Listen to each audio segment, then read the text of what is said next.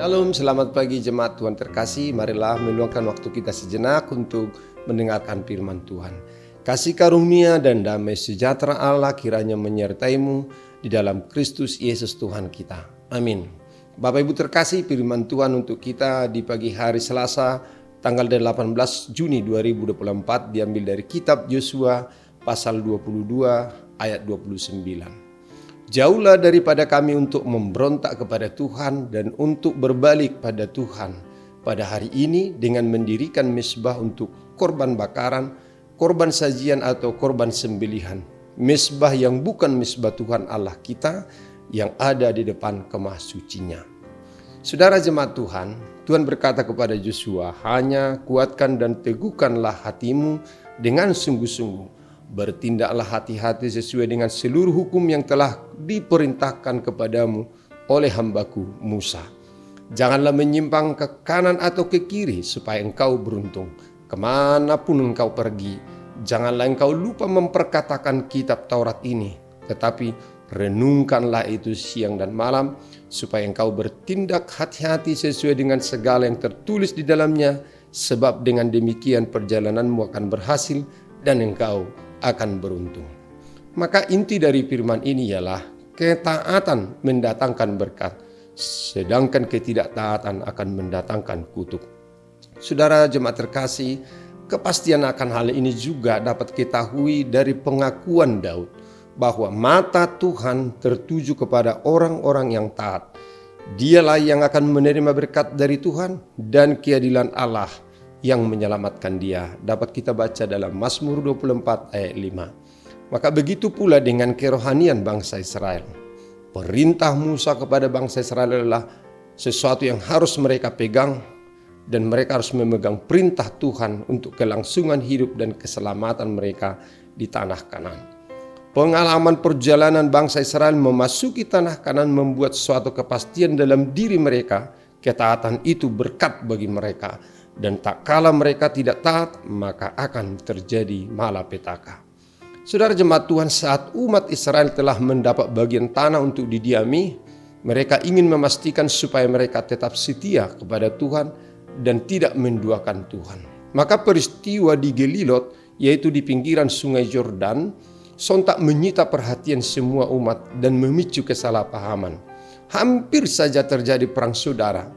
Kejadian ini berawal dari kesepakatan dari suku Ruben, Gad dan setengah dari suku Manase untuk membangun mezbah yang sangat besar. Nah, ketika kabar tersiar bahwa mereka sedang membangun mezbah untuk menyembah ilah lain, suku yang lainnya berkumpul di Silo dan berniat mengangkat senjata untuk memerangi mereka.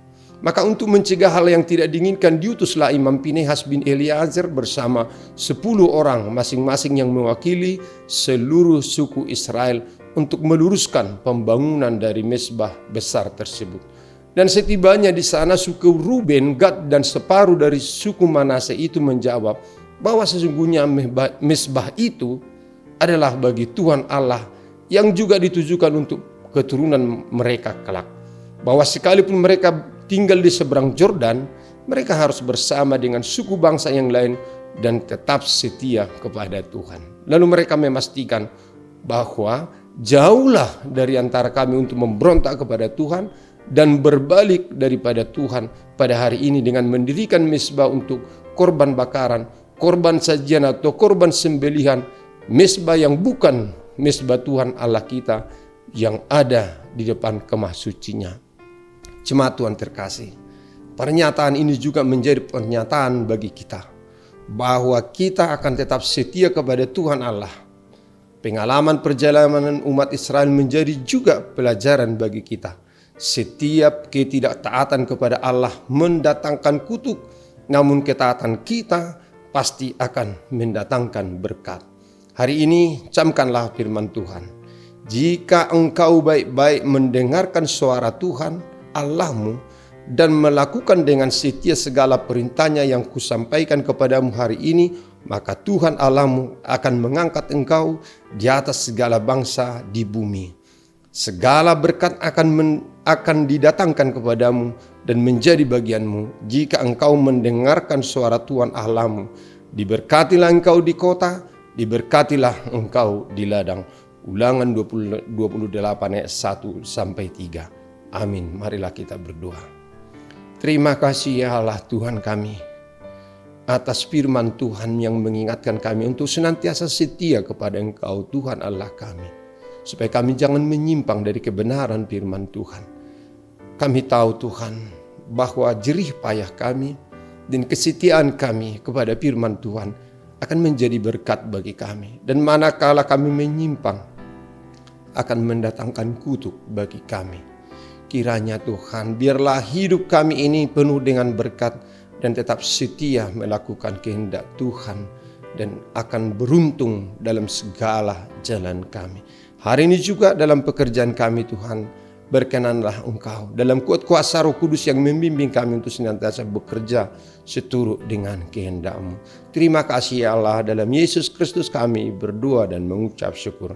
Amin. Anugerah Tuhan kita Yesus Kristus, kasih setia Allah Bapa, dan persekutuan Roh Kudus kiranya menyertai kamu sekalian. Amin. Selamat pagi Bapak Ibu jemaat terkasih. Selamat melanjutkan aktivitas kita hari ini. Tuhan memberkati kita. Amin.